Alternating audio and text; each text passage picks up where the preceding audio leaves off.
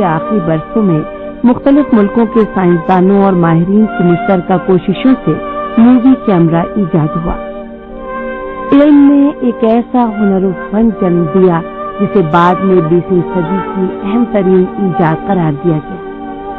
Cinema کا فروغ ایسے لوگوں کی صدیوں کی فنی ایجادات کا نتیجہ ہے جو نہایت دقت اور دلچسپی کے ساتھ متحرک تصاویر کو ریکارڈ کرنے اور انہیں دوبارہ دکھانے والے آلات و وسائل کی دریافت میں سرگرم رہے ہیں۔ بہت سے موجودین کے لیے ایسے تابناک مستقبل کا تصور بھی محال تھا، لیکن دنیا والوں کی دلچسپی کے سبب پہلے سرمایہ کاروں نے اس جانب رخ کیا اور اس کے بعد سیاستدانوں نے اسے رائے عامہ کو ہموار کرنے کا اہم وسیلہ قرار دیا۔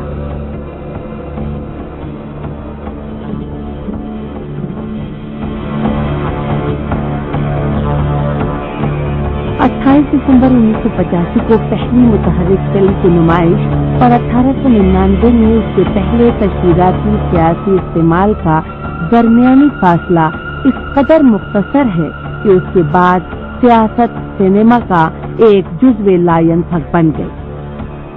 19ویں صدی کے آخری برسوں کے دوران یورپ میں جو اس وقت مختلف سلطنتوں کے قبضے میں تھا، یہودی مخالف تحریکیں اپنے عروج پر تھیں۔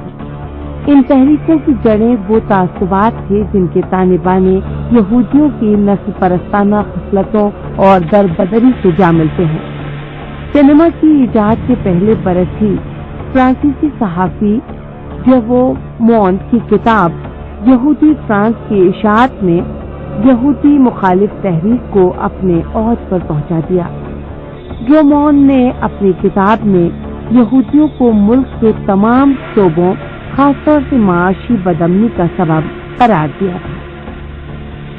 1892 میں جیوو مونٹ نے آزاد سخن یعنی فری ایکسپریشن نامی اخبار نکالا، جو 23 اکتوبر 1994 کو جرائم کا ارتکاب کرنے والے ایک یہودی فوجی افسر الفریڈ جیری واس کی گرفتاری کے بارے میں چھپنے والی رپورٹ کے بعد فرانس کا ایک ہنگامہ خیز اخبار بن کر ابھرا۔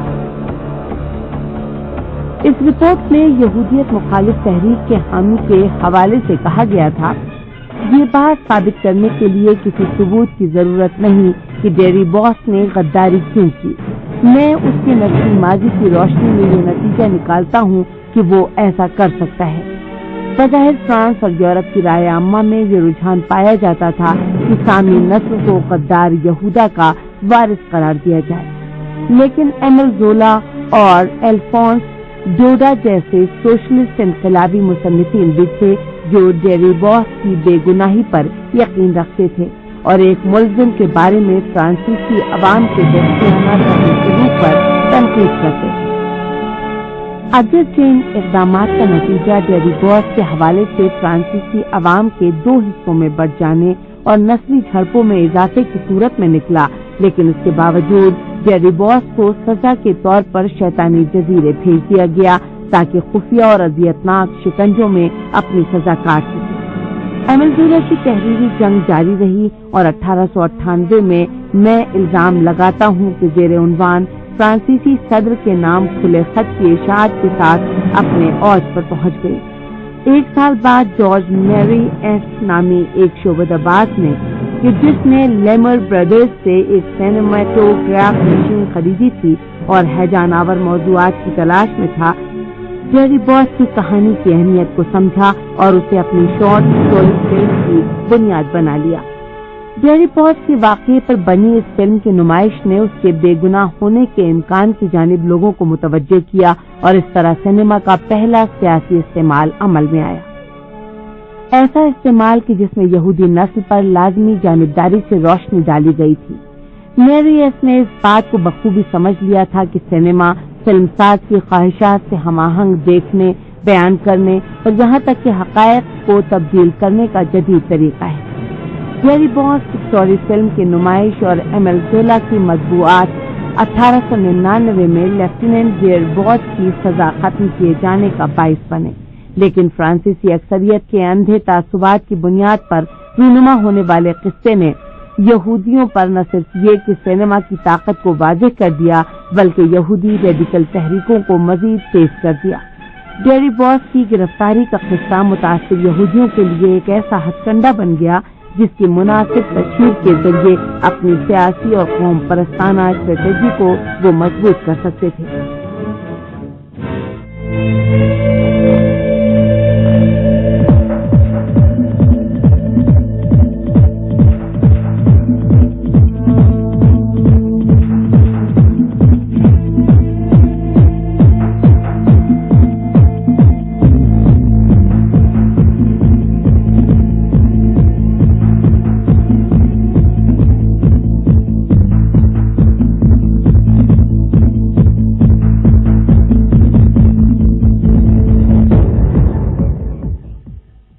بعد پیدایش این هنر جدید اس نئے فن کے آغاز ہی سے یہ خیال پیدا ہو گیا کہ یہ کس کام آئے گا۔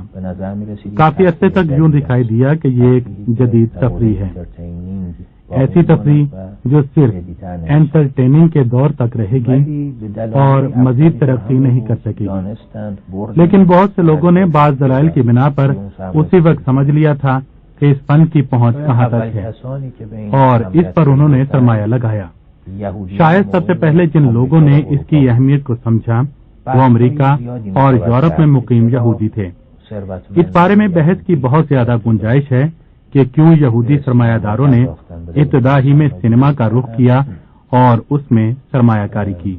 اس کا یہ مطلب ہرگز نہیں ہے کہ دوسرے مذاہب کے ماننے والے دنیا میں نہیں تھے، یقیناً تھے۔ ہو سکتا ہے انہوں نے بھی اس میدان میں سرمایہ کاری کی ہو، لیکن بہرحال اعداد و شمار کے لحاظ سے ہمیں ایک معنی خیز رجحان دکھائی دیتا ہے کہ جو سینما اور سینما میں سرمایہ کاری میں یہودیوں کا ہے۔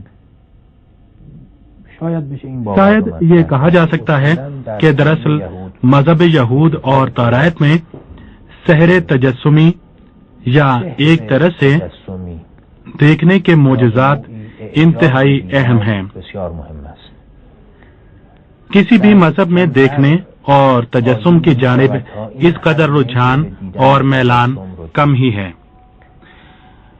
تاریخ یہود حضرت موسیٰ کی پیدائش اور توراۃ کے نام سے جو کتاب دستیاب ہے ان سب پر غیر جانبدارانہ نظر ڈالنے سے پتہ چلتا ہے کہ تجسم اور دیکھنا نہایت اہم ہے۔ اس مذہب میں یہاں تک کہ ذات باری تعالیٰ کو بھی مجسم بنانے کی حد تک تجسم پایا جاتا ہے، یعنی ذات الہی کو مجسم ماننے کی نہیں کی گئی ہے۔ اور فطری سی بات ہے کہ ایسے سماج میں جہاں ہر چیز سحر و جادو اور پیش گوئی کے دائرے سے باہر نہ ہو، ہم جانتے ہیں کہ حضرت موسیٰ کی ولادت سے قبل نجومیوں نے آپ کی ولادت کی پیش گوئی کی تھی، تو پیش گوئی اور فالگیری اس مذہب میں، لوگوں میں یا اس ماحول میں جہاں یہ مذہب ایجاد ہوا بہت اہم تھی اور بعد میں بھی یہودیت میں باقی رہی۔ کتاب توراۃ کی پیش گوئیاں بہت مشہور ہیں، مثلا ہامون کیتون کا قصہ اور دیگر پیش گوئیاں، اور اس کے بعد کے معجزات جو سب تصویری پہلو رکھتے ہیں۔ حضرت موسیٰ کے معجزات دیکھیے، زیادہ تر تصویری یا جسمیت رکھتے ہیں۔ ید بیضا، معجزاتی عصا، آسمان سے خان نعمت کا نزول اور بہت سے دوسرے مسائل جو تھے، دریائے نیل میں راستہ بنانا، قوم بنی اسرائیل کا اسے عبور کرنا اور بہت سے دوسرے معجزات جن کا ہماری آسمانی کتاب میں بھی ذکر کیا گیا ہے۔ ایسے لوگ جو دیکھے بغیر ایمان لانے کے قائل نہیں تھے اور ان کے معجزے بھی جسمیت رکھتے ہیں، یہاں تک کہ اس زمانے میں جادوگروں کی طرف سے جو جھوٹے معجزے دکھائے جاتے تھے وہ سب بھی مجسم اور تصویری ہوتے تھے، پورے طور پر دیکھنے میں آتے اور دیکھے جا سکتے۔ تجسم، پیش گوئی اور افسانہ پردازی باہم مل کر اور مخصوص نظریات کے جو یہودی آئیڈیالوجی کا جنم دیتے ہیں ہمارے اس دعوے کی دلیل بن سکتے ہیں کہ یہودی کے لیے سینما کس قدر جاذب نظر اور دلچسپ تھا۔ سینما 19ویں صدی کے آغاز کا ایک جادو ہے، ایک ایسا جادو جس کے آج ہم تقریباً عادی ہو چکے ہیں، لیکن یہ اپنے آغاز کے وقت مکمل جادوگری ہی تھا۔ آپ ایک کمرے میں بیٹھے ہیں، اندھیرا ہے اور بعد ازاں آپ کے سامنے والی دیوار پر ایک نئی دنیا جلوہ نمائی کرتی ہے۔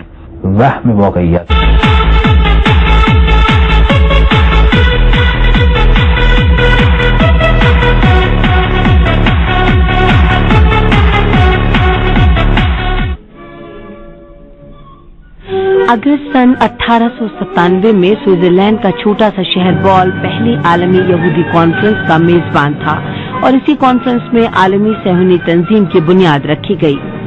کچھ عرصے کے بعد اسی تنظیم نے جیوش کالونیل ٹرسٹ یعنی یہودی نو آبادیاتی ٹرسٹ کے نام سے ایک عالمی حصص کمپنی قائم کی اور اس طرح صہیونسٹ نے انتہائی عیاری کے ساتھ اپنی سرگرمیوں کا آغاز کیا۔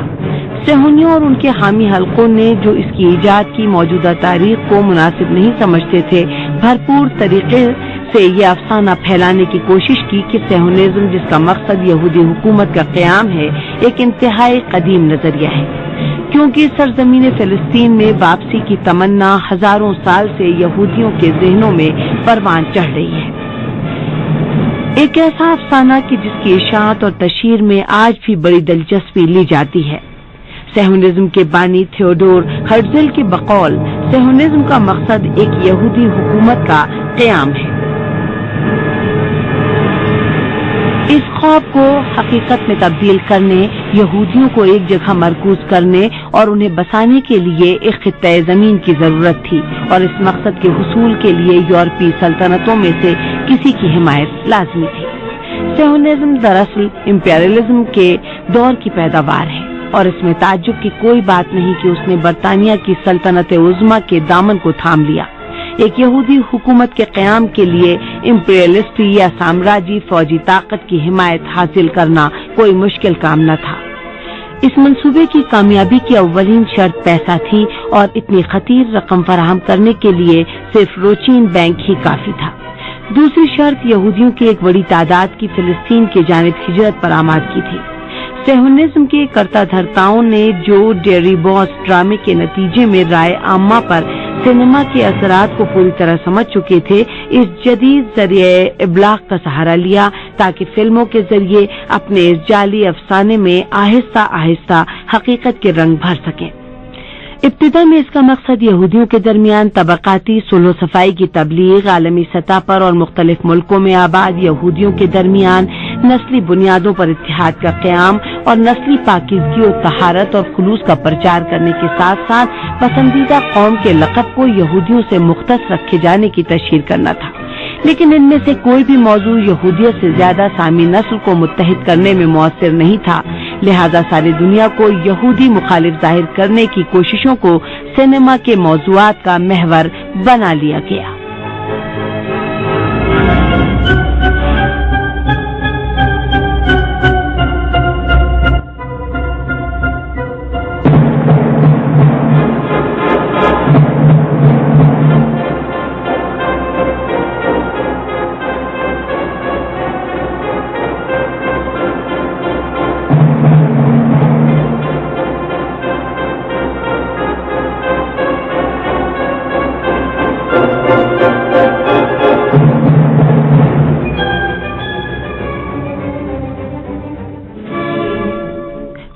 صدی کے ابتدائی برسوں میں فلمی صنعت امریکہ میں اپنی ترقی و کمال کے دور سے گزر رہی تھی۔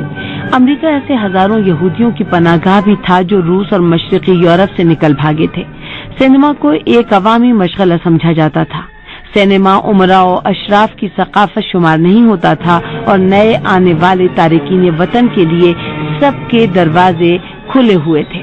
یہودی موضوعات نے بڑی تیزی کے ساتھ امریکی سینما میں اپنی جگہ بنا لی۔ یہودیت کے موضوع پر سب سے پہلی فلم یروشلم میں رقص 1902 میں تھامس ایڈیسن نے بنائی۔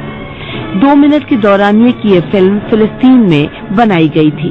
ایڈیسن اور دوسرے غیر یہودی پروڈیوسرز کی بنائی ہوئی اکثر فلموں میں نئی سرزمین پر یہودیوں کو پیش آنے والی مشکلات کو بیان کیا جاتا تھا۔